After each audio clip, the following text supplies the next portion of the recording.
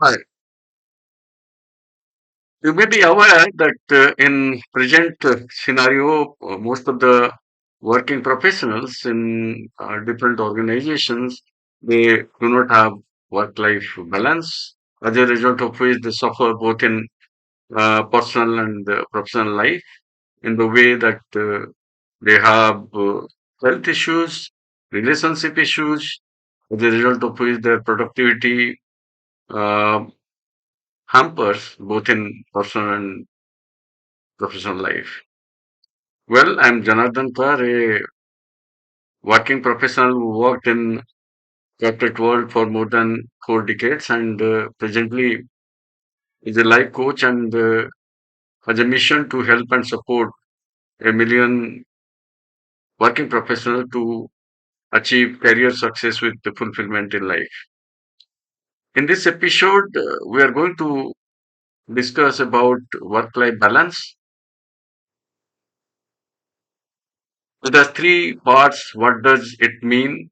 It means what work-life balance means and why it is so important and what need to be done to have a work-life balance. So to start with, the I can tell my own life story that I was a good student. I was in a important corporate world and rose in career. So in the midlife, I had issues of health and relationship, all these issues because I was not able to focus on work-life balance. So now, what does it mean by work-life balance? If we give an example, if we can see a trapeze artist, uh, artist working on a tightrope, you will see while working he's fully concentrated and you look at his hands, both the hands he just to remain in balance on the rope and walks from one side to other. So life is a rope and we are walking on that tight rope. And if we do not take care both the hands, that is one side is your personal life and other side is your professional life, then you are going to fall. And in this case, the fall is that tension, burnout, and relationship issues and health issues. And this is certainly going to affect you personally, professionally, in society, in family, and everywhere. So, work life balance is like taking the responsibility of managing both the personal life as well as the professional life while fulfilling the objective or goals of professional life. We should not get ourselves totally detached from the personal life. So looking at both in such a way, not that in 50-50 way, but looking at both the issues in such a way that they are balanced and they do not create a problem with each other. Now the question is that if the benefit of work-life balance is that once both the things are fully adjusted and balanced, then we will be able to walk the life managing both profession and personal life well. Like that artist working on a tightrope. If he takes care of both the hands and concentrate, then he is able to travel from one end to other without falling down. Now the question is that how to have that work-life balance.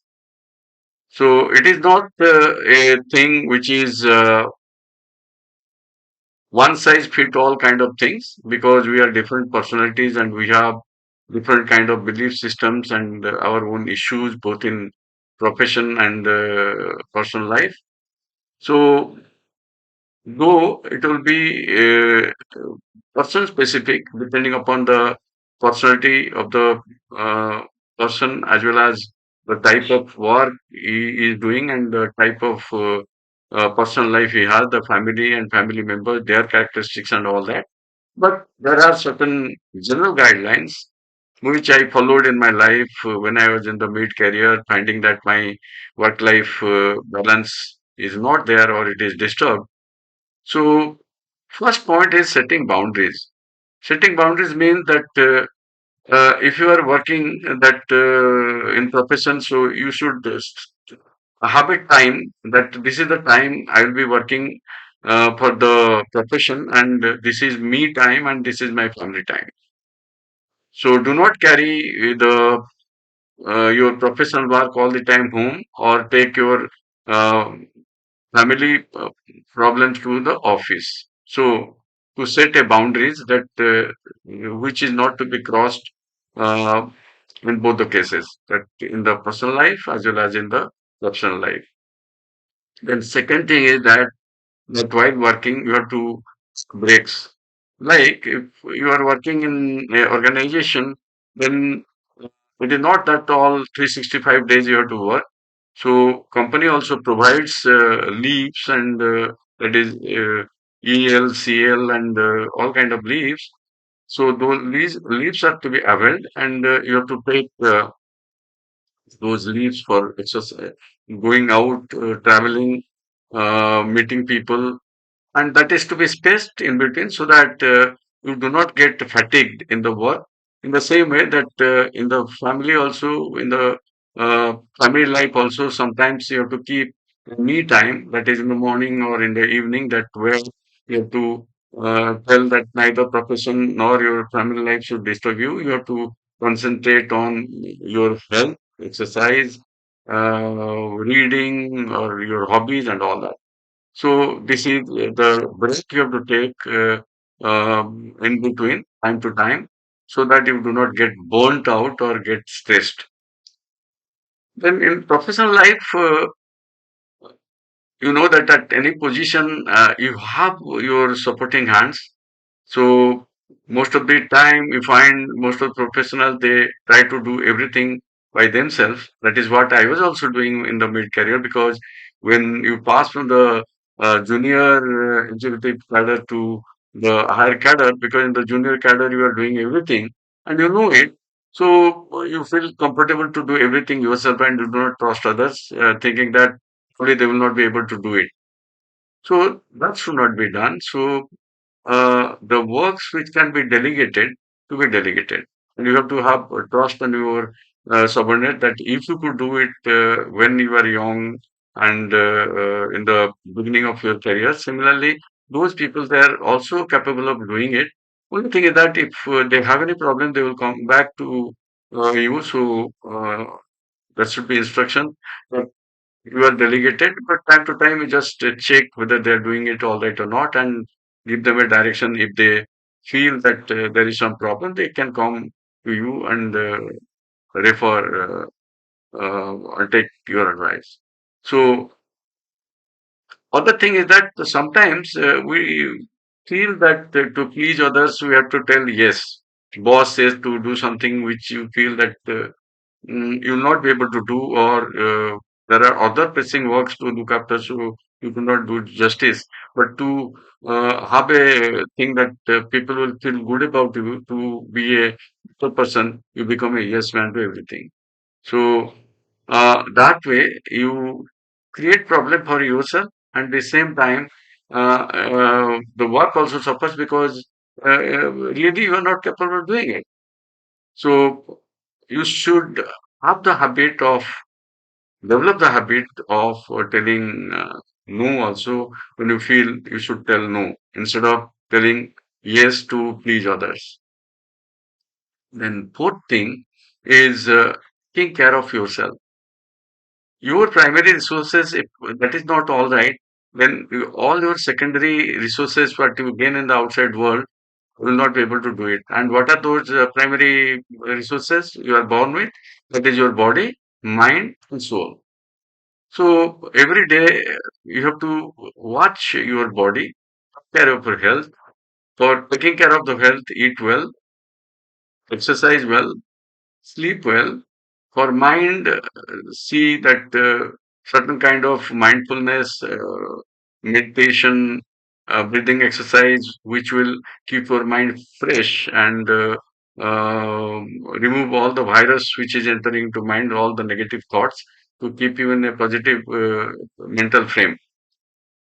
And be aware that you are not neither the body or the mind. It is your resources. You are taken the responsibility to take care of it, and you are the soul.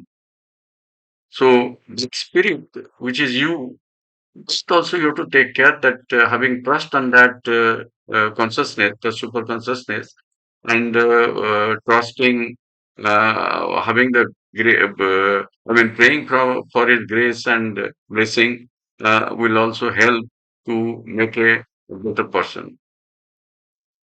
And helping people, be enthusiastic in um, serving others with humility. That is service with humility. Those are the things which will take care of your spirit and will give you rich dividend, because you sow, so shall you reap. So if you help others, the help also automatically come to you. So these are the things to keep your work-life balance. We discussed that what is work-life balance. That is taking care of both your personal and professional life. And for doing that, certain things you have to do, like setting boundaries, taking breaks, delegating your works, and telling no when really it is no, not to become a yes man to please others. And there should be some time for taking care of yourself, that your body, mind, and soul. So these are the things. If it is taken care of, then you will be a better person and also a better professional. Not only that you will be successful in your career, but also will have a very fulfilling life. That is what ultimately anybody likes, to be happy and fulfilled. So, if you like this particular episode, please press the like button and give your valuable comments. And if you have any question, also you can raise those questions.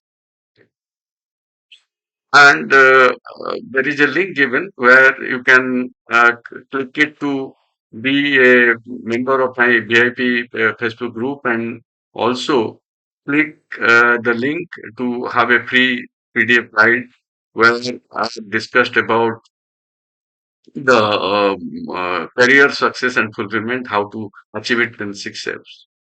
Thank you.